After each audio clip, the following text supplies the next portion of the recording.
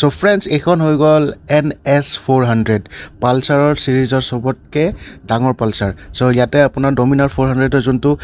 engine হেতু carry কৰা গৈছে আৰু ইয়াতে হৈ গ'ল 40 and 35 Nm of torque 40 PS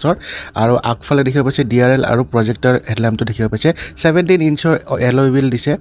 আৰু আপোনাৰ দিছে এটা ডিস্ক ব্ৰেক যোনটো এটো 320 mm আৰু পিছফালে দিছে আপোনাৰ ৰিয়াৰ টায়াৰটো 140 সেকশনৰ আৰু যোনটো ফ্ৰেম হয় এটো যোনটো ফ্ৰেম দেখিব পাইছে এটো ডমিনাৰৰ পৰাই কেৰি কৰা গৈছে এট বাকি ওভাৰঅল গোটেখিনি ঠিকে আছে USD সাসপেনশন দিয়া গৈছে আৰু আগফালে যদি আপোনালোকে চাও যায় বঢ়িয়াকে দেখি মানে যোনটো মানে ফেসিলিটি দিয়া গৈছে ইয়াতে আগৰ নিচিনাকে নহয় ইকা নতুনকে দিয়া গৈছে যোনটো মানে LCD স্ক্ৰিন হয় আৰু প্লাস এতে মানে লাইক টাৰ্ন বাই টাৰ্ন নেভিগেশনস হৈ গল আপোনাৰ ৰাইট বাই ওয়্যাৰ টেকনলজিও দিয়া গৈছে সো অলমোস্ট মানে নতুন ফিচাৰস ইয়াতে দিয়া গৈছে বহুত মানে ফিচাৰ লোডেড দিয়া গৈছে সো গুটে এটা মানে ওভাৰঅল ভিডিও এটা আহিব যেতিয়া মানে লাইক গুৱাহাটীত লঞ্চ হ'ব গুটেখিনি এটা ভিডিও বনাই আপোনালোক